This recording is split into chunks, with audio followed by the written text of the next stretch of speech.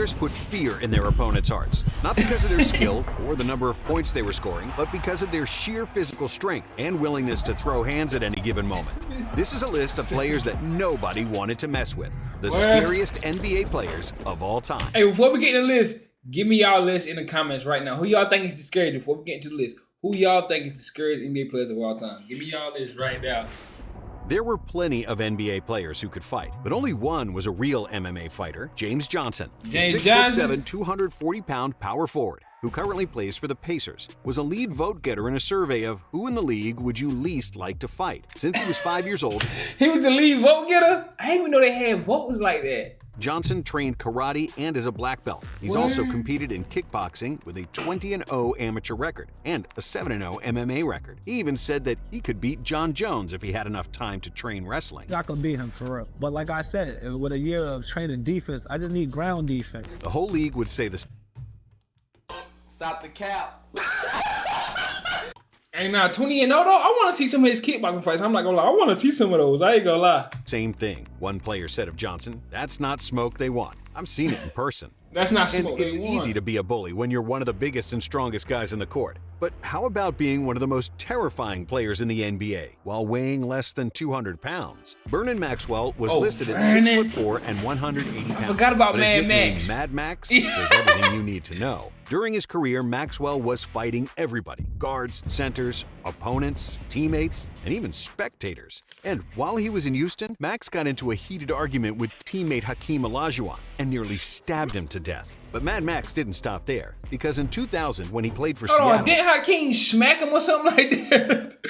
Hey, but bro, Mad Max, bro, he like somebody crazy uncle. Mad Max wanted to beat up another teammate, Gary Payton. Vernon wanted to fight Payton so bad that he ended up hurting two of his teammates who tried to be peacemakers. And this next guy also dabbled in MMA, but he also happens to be the most physically dominant player of all time. During his prime, Shaq weighed between 330 and 370 pounds, and yet he could move like a ballet dancer. His combination of size, strength, and agility was unmatched, and nobody could stop the Shaq attack. Not only was Shaq dominant, he was also vicious towards his opponents. I mean, this guy was a force. He was mean. He was nasty. The morning after you played with Shaq, it always felt like you were in a fight. You were sore from head to toe. Nazar Muhammad. You're looking at him like the fear that you might get is he's doing that full speed thing. Am I really going to try and take a charge? Like Father Time guarded Shaq. Only player ever to not shoot anything outside of the paint and dominate. And when it comes to Shaq's dear frenemy on Inside the NBA, it's safe to say he had a little temper as well. Charles Barkley was an undersized big man, standing at only 6'6", but he was athletic, extremely physical, and wasn't backing down from anybody. Barkley's lists of fights and on-court incidents is extremely long, starting with this forearm knockdown, or that time when he single-handedly fought the bad boy Pistons. Barkley's career was even in jeopardy at one point, because he was not only fighting on the court, but also getting into brawls with civilians, like that time in 1997 when he got arrested after throwing a man through a glass window at a bar, or in... What the fuck was Charles Barkley doing? What was Charles Barkley doing?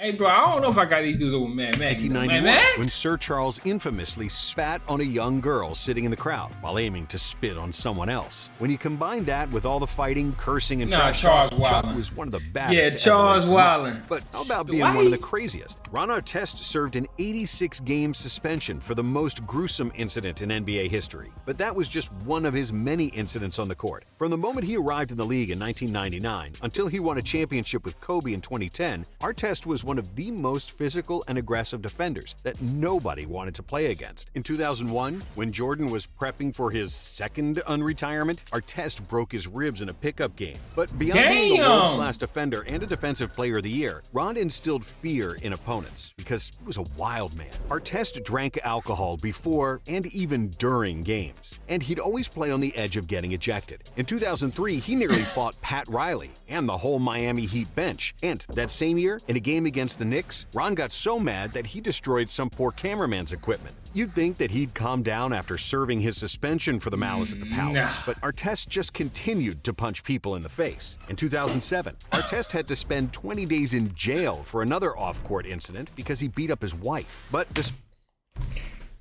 Damn, Artest, man. Hey, bro, come on now, dog. Come on, man. You should have kept that shit on the Despite court. changing his name to Meta World Peace in 2011, his Meta old World habits Peace. remain, Bomb! just as James Harden. A decade before Artest started punching people on NBA courts, one particular bully was more terrifying than anybody. Charles Oakley came into the league in Bro, Charles Oakley might have been number 1. What they doing? 1985, and he quickly gained a reputation for being an enforcer. When you needed a hard foul, Oakley was there. When a fight broke out between players, Oak was right in the middle of it. In 1989, he squared up against Xavier McDaniel, another colorful character who could easily be on Oh this no, he swung that level up. He squared up against Xavier McDaniel, another colorful character who could easily be on this list. In the 1996 preseason, Oakley and Barkley got tangled up on a rebound, and Oakley tossed Barkley to the floor. It didn't matter that it was preseason, as both players immediately started swinging and got ejected. During the 1997 playoffs, Oak got into a fight with Alonzo Mourning, and next year, these two hotheads got into it again. In 2000, Oakley punched Clippers guard Jeff McInnes after a dispute over a mutual romantic interest. Oakley didn't even wait for the game to start. He punched McInnes during a pregame shoot-around. But maybe the biggest ass-whooping Oakley ever dealt was that of Tyrone Hill, who Oakley beat up over a gambling debt. Even after he retired from the league, Oak wasn't done fighting, as there were several reports of him beating up people who dared to step up to him. However, Oakley wasn't all brute. Hey, Oak said I ain't He's the going. main reason one other scary guy even made it to the NBA. When he was a high school kid, Ben Wallace attended Man, Charles Wallace. Oakley's basketball camp, and Oakley, being Oakley, punched him in the face. Got the ball, drive to the basket, bam. 4 me in the lip, split my joint. That's why Charles Oakley should be higher on the list, man. It's Charles Oakley injuring kids. Because he showed no fear and played with tenacious energy, Oakley immediately fell in love with Wallace's game, and he recommended him to his alma mater, Virginia Union University. Without Oakley, Big Ben might have never played in the NBA, but once he made the league, he showed immediately that he was made of the same material as his mentor. At 6'9", Wallace was the shortest center in the league, but they called him Big Ben for a reason. Big Ben Ben was a fitness freak who never left the gym and could bench 400 pounds. Due to his muscular body, mean face, and crazy afro, nobody was messing with him, and it didn't end well for the ones who tried. Honorable mention goes to his teammate Rasheed Wallace, a guy who couldn't control his anger and who played like a ticking time bomb. Sheed was a walking technical foul, and he's the all-time leader in techs in a season with 41. But two Wallaces are not the baddest Detroit big men of all time. That title belongs to Bill Laimbeer and Rick Mahorn, who put the bad in the bad. There wasn't an NBA player in the 80s who wasn't punched, elbowed, or shown to the floor by Detroit's big men, and they long had a reputation for being the dirtiest players ever, especially Laimbeer. While Mahorn was setting hard screens and throwing punches. Yeah, I love to play defense. I like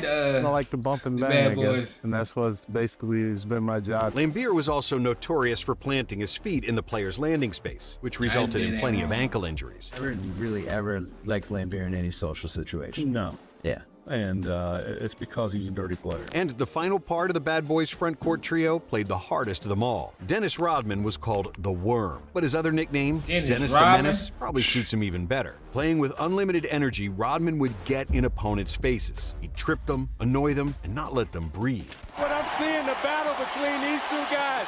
They're fighting, giving it everything they got. Dennis wasn't the scariest player ever, but he was certainly one of the most irritating and physically difficult to play against. Nobody had an easy night against Rodman.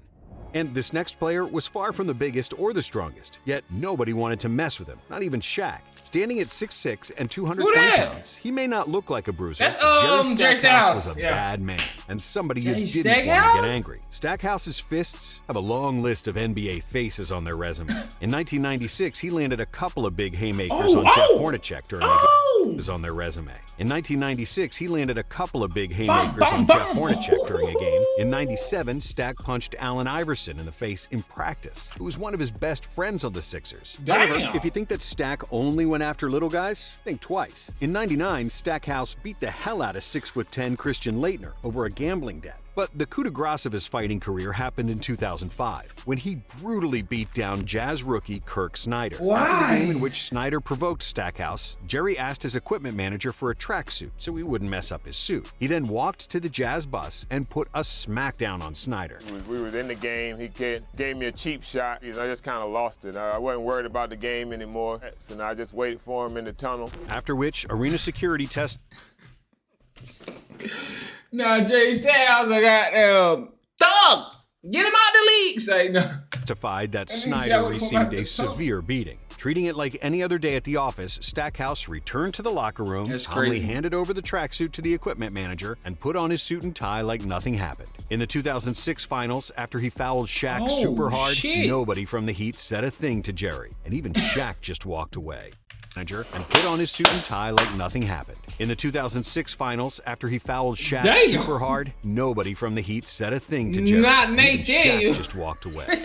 And the last, but not least scary person on this list will always be Sprewell? remembered for his violence and not for his 4 All-Star appearances. got It's Sprewell Latrell around number Sprewell, one? whose career lowlight is the 1997 choking of PJ Carlesimo, his coach on the Golden State Warriors. Carlesimo yelled at Sprewell to try a little harder in practice and wanted him to put a little mustard on his passes. Spree was in a Little bad mustard. mood that Say day, less. and something triggered him to attack his coach. Latrell threatened to kill his coach and started dragging him backward by the throat like a rag doll, proceeding to choke out Carlesimo for a good 10 seconds before he got pulled away by his teammates. After he spent 10 minutes in the locker room, Spree still wasn't satisfied and came back to attack his coach again. Because of apparent marks on Carlesimo's neck, the NBA issued an investigation and Apparent marks. Somebody read it. Let's be honest. Let's keep real. Y'all think because of marks they investigated? No, somebody went there and like he don't want to say nothing. Nobody want to say nothing. But Latrell Sprewell choked out his coach. Somebody's neck. suspended Sprewell for 68 games Damn. without pay. But this wasn't the only beating of Spree's career. Shouldn't that stay in house though, bro? Like if the team don't want to suspend you, why should the NBA suspend me? The coaches we just having a disagreement. That's all. It was just a disagreement. That's all it was. 68 games? Damn. In 1995, he beat up teammate Jerome Kersey and Damn. then returned to practice with a 2x4, threatening to kill Kersey. Then, Damn. to top it off, in 2002, he came to the Knicks practice camp with a broken hand, which he broke after an assault on his yacht. And before we finish this off, here's a couple of this honorable man- mentions of Oh the man! scariest guys Oh, ever. hold on! Oh my God! See, that's why I don't see these lists be tripping. They be tweaking, bro. KG and Matt Barnes not on that. What? Isaiah Stewart should be on them list as well. Like, name some players they left out of this list, man. I need to know some more, bro. Cause now that I see KG and Matt Barnes, There's Karl Malone, the all-time leader in technical fouls and the Damn. unofficial all-time leader in elbows thrown. Then there's Kenyon Martin, who made a Kenyon's career out of being vicious. tougher and meaner than his opponents. Kevin Garnett made most rookies' lives a living hell. Ivan Johnson was called Ivan the Terrible and made people Ivan the uncomfortable Terrible? just by his presence. And the two hosts of the All Smoke podcast were no strangers to a fistfight. Javaris Crittenden, man. Anthony Mason, David West, Quincy Ace, ooh, Quincy Acey. Oh my, Quincy Acey.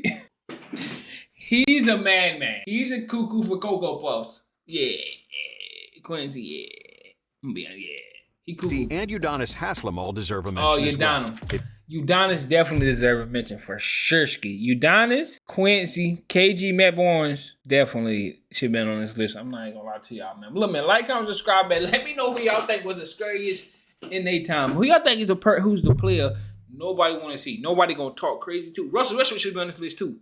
Y'all playing with Russell Westbrook. Russell Westbrook should have been on this list. But let me know in the comments who y'all think. And I'm gonna see y'all next one, man.